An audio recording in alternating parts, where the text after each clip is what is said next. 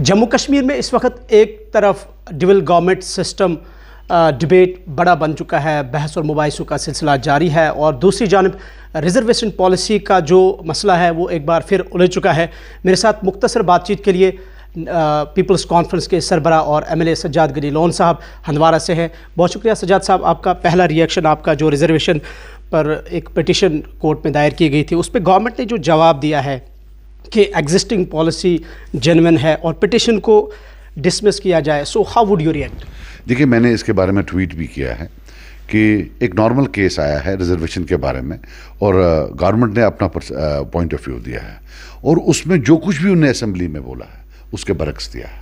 और फिर अगर उन्हें एक कमेटी बनाई है तो लीगली ये तो एक लीगल मिस्ट्री बनती है कि अगर आपके पास एक कमेटी बनी है तो the least you can do कि आप उसमें एफिडेविट में बोल सकते हैं कि जनाब हमने कमेटी बनाई है, हम उसका इंतज़ार कर रहे हैं। नहीं, ये तो टोटली अपोज कर रहे हैं।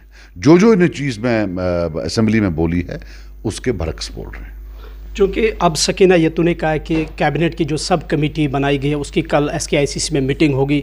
दूसरी जानिब जो गवर्नमेंट का रेस्पॉन्स आया है जिस पे आपने भी थोड़ी सी रोशनी डाली है, अगर हम लॉन्ग रन में इसका देखें उस कमेटी का फिर टेक्निकली या प्रैक्टिकली हम देखें तो रोल क्या बनता है? देखिए, I will tell you something, you have to understand one thing कि जो चीज़ कानूनन हाई कोर्ट में चली जाए उसका एक माने होता है, जो असेंबली में जाए उसका एक माने होता है। आप कोर्ट में एक बात बोल रहे हैं, फिर आप बोल रहे हैं कि अब हम डेलीगेशन से मिलेंगे। I don't think it make sense, it does not add up. मुझे भी मालूम है कि उतना आसान रिजर्वेशंस को हल करना नहीं है, ये एक बड़ा, it's a very complex issue. लेकिन सरकारें होती हैं कॉम्प्लेक्स इश्यूज को रिजॉल्व करने की। गवर्नमेंट को सीधे बोलना चाहिए कि भाई या कि मेरे पास करेज नहीं है ये करने के लिए, या मैं ये करूँगा। ये जो कमेटियाँ बनाना, टाइम लेना, डिले करना और यहाँ से रिक्रूटमेंट होती जा रही है, ये कोई अच्छी बात नहीं है, मेरे हिसाब से तो अच्छी बात नहीं। अभी चूंकि यहाँ पे हम देख रहे हैं कि ड्यूअल गवर्नमेंट सिस्टम एक फ्लैश पॉइंट बना है, 48 केस अफसरान की ट्रांसफ़र LG की तरफ से, बाद में श्रीनगर में उमर साहब की मीटिंग, हाई लेवल मीटिंग होना, और दोबारा कल शाम को जो LG ने उस पर अपना रिएक्शन दिया है कि वो जानते हैं कि J&K रीऑर्गेनाइजेशन एक्ट के तहत उनके पास पावर्स क्या है, जुरिस्डिक्शन क्या है और डोमेन क्या है। सो ओवरऑल इसको किस तरह से आप देखते हैं? देखिए, जहाँ तक ये सवाल है, हमारा पक्ष असेंबली के साथ है। हम चाहते हैं कि जो आपका जो इलेक्टेड असेंबली है वो रिफ्लेक्ट करती है will of the people of J&K। पहले तो दिल्ली सरकार ने हमको UT बना दिया, जो कि एक ह्यूमिलेटिंग चीज़ है, और ये बता दिया कि आपका वोट गुजरात से, हरियाणा से, तमिलनाडु से कम, आप कानून साजी नहीं कर सकते हैं, आप लॉ एंड ऑर्डर आपके हाथ में नहीं होगा, कमिश्नर सेक्रेटरी के लेवल के IAS वो आपके पास नहीं होगा। तो वो क्रिपल करती है गवर्नमेंट को, जो एक इलेक्टेड गवर्नमेंट होती है उसको क्रिपल करती है। लेकिन मुझे ये बताइए, एक सरकार जो एक इनकलाबी नवीयत की सरकार BJP के खिलाफ बनी थी, क्या जरूरत थी तब इसी उमर अब्दुल्ला साहब को पहले जाकर शॉल देने के लिए वहां? डिड ही गो एंड उसी दिन जब इसने सरेंडर किया, इसने अपना वजन बता दिया उनको। हमने दिल्ली से ये सब चीजें वापस लेनी है। ये गुड्डा गुड़ियों का खेल नहीं है, ये चॉकलेट पॉलिटिक्स नहीं है। अंकल आंटी की दुनिया से बाहर आए, सबको इकट्ठे करें। अब कल उन्होंने मीटिंग की, मैं एक सवाल पूछता हूं, क्या हम वहां MLA नहीं थे? क्या PDP वाले नहीं थे? क्या वो बाकी आजाद उम्मीदवार नहीं थे? इसमें भी politics. We need a collective response and it needs sacrifice. If he is willing to sacrifice, हम इसमें फॉलो करने के लिए तैयार हैं। बाकी मीटिंगों से, फिर चिट्ठियां लिखने से कुछ नहीं होगा। एक तरफ हम देख रहे हैं कि एक एब्सोल्यूट मेजॉरिटी के साथ हमारे सामने इलेक्टेड गवर्नमेंट, दूसरी जानिब LG के पास एक स्पेसिफिक पावर्स जैसे आपने भी बताया, और तीसरी जानिब हम देख रहे हैं कि ऑनगोइंग जो असेंबली का सेशन है, थोड़ा सा हम ये जानना चाहेंगे कि आप एक्सपेक्टेशंस या लोग क्या रखेंगे? इजलास ख़त्म होने जा रहा है, और दूसरी जानिब ये कि लगातार बात हो रही है कि शायद स्टेटहुड की बहाली होगी। होम मिनिस्टर साहब ने भी कहा है, उमर साहब ये कह रहे हैं कि हम भी ये उम्मीद लगाए बैठे हैं। सो ये उम्मीद का जो सिलसिला है कब तक होगा? मुझे तो नहीं लगता है दिल्ली हमें, अगर इसको किसी अंकल ने बोला है दिल्ली में, अंकल जी झूठ बोल रहे हैं। बिकॉज जो ये ट्रांसफर्स का मामला है, इसे तो लगता है सब खतरे में, या वो इनसे झूठ बोल रहे हैं या ये हमसे झूठ बोल रहे हैं। कहीं आपको ऐसा एप्रीहेंशन नहीं कि ऐसी भी कॉन्स्पिरेसी हो कि गवर्नमेंट को कलेप्स किया जाए, जिस तरह से ये जो एलजी साहब अपनी तरफ से ऑर्डर्स निकाल रहे हैं? गवर्नमेंट सिर्फ दिल्ली जाकर सरेंडर ना करे, शॉल देना बंद करे, कश्मीर के लोगों के पास उनकी ताकत है उधर जाएं, कोई कोलैप्स नहीं होगा। बट इफ अगर एक टांग दिल्ली में और एक यहां, यू हैव टू अंडरस्टैंड, झूठ।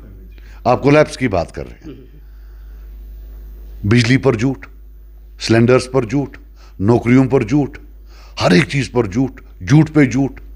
That is the big problem. Plus of course ये स्टेटहुड का मामला जो है, एंड दैट इज एन, वो हम सब का मामला है।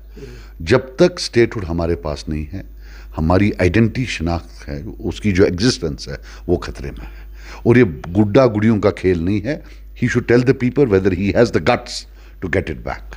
हमने शुरू से देखा, जब से हुकूमत बनी है, सजाद गनी लोन का एक क्लियर स्टांस है, मौक़िफ़ है कि जिस तरह से वादे किए गए थे बिल्कुल गवर्नमेंट ने अपना मुंह मोड़ लिया है। लेकिन मेरा सवाल आपसे ये है कि 5 साल के लिए गवर्नमेंट है, फ्यूचर कहाँ देख रहे हैं आप? अगर यही सिलसिला चला, ड्यूल सिस्टम चला, यूटी में निज़ाम चला, सो आवाम का क्या होगा, स्टेट का क्या होगा? देखिए, प्रॉब्लम यह है कि सबसे पहले तो लोग समझते नहीं है, फिर एक नई जनरेशन आई थी।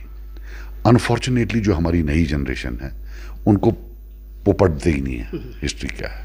वो वीडियो देखते हैं, वो वीडियो भी उनको आधे मिनट का होना चाहिए। जो आता है उठाकर उनको ही बना दिया जो 70 साल से जिनकी हिस्ट्री है झूठ बोलने में। Now tell me one thing, ये यूटी मैकेनिज्म नया मैकेनिज्म है। हमने वहां 370 का रेजोल्यूशन लाया, डिसअलाउ किया। पॉलिटिकल न्यूज का लाया, डिसअलाउ किया। देखिए, मेरी बात सुनिए, कानून बनाना और व्यू पॉइंट एक्सप्रेस करना ये दो अलग अलग बातें हैं। कि इस हाउस का ख्याल ये है, स्पीकर साहब तो नेशनल कॉन्फ्रेंस के हैं, व्हाई इज ही डिसअलाउइंग एवरीथिंग? अगर हम ये बोलें कि ये हाउस सोचता है कि जम्मू कश्मीर के पॉलिटिकल डेट न्यूज को आप जम्मू कश्मीर से बाहर क्यों लेते हैं, इसमें क्या बुराई है? अगर ये बताया जाए कि ये सजाद साहब ने जी एक रेजोल्यूशन लाया है कि 370 को वापस लाया जाए, इसमें क्या गलती है? उसमें ये बोलते हैं कि सेम रेजोल्यूशन 6 महीने में नहीं हो सकता या 1 साल में, लेकिन इनका रेजोल्यूशन स्पेशल स्टेटस के बारे में है जिसका जिक्र कॉन्स्टिट्यूशन ऑफ इंडिया में है ही नहीं। मेरा क्लियर कट 370 के बारे में है, 35A के बारे में है, रीऑर्गेनाइजेशन एक्ट 5 अगस्त 2019 के बारे में है, वो अल्फाज ही उसमें नहीं है। गवर्नमेंट इनको चाहिए कि ये जो है यूटी वाला मामला एक नया मामला है, we will set the trend कि चलो ठीक है, आपने हमसे ताकत ले ली है कानून साज की कि टू मेक लॉज और to run this departments, but we can always give our opinion. Opinion पर तो कोई बैन है नहीं, वो तो आप खुद लगा रहे हैं। सो ये जो जख्म है हम पर, कुछ दिल्ली के दिए हुए हैं और कुछ सरकार के भी दिए हुए हैं। आखिरी सवाल सजाद साहब आपसे, चूँकि 3 डे विजिट है होम मिनिस्टर साहब का जम्मू कश्मीर का, कोई एक्सपेक्टेशंस रखते हैं आप? मुझे कोई एक्सपेक्टेशन नहीं है, नहीं, मुझे कोई भी एक्सपेक्टेशन नहीं है। तो जिनने शाल डाले हैं उनको होगी, हमको तो नहीं है। बहुत बहुत शुक्रिया आपके कीमती वक्त का। पीपल्स कॉन्फ्रेंस के सरबराह सज्जाद गनी लोन बात कर रहे थे मुख्तलिफ इशूज़ पे, बर्निंग इशूज़ पे। कैमरा पर्सन फिरदौस नज्जार के साथ इमरान नाइकू, श्रीनगर।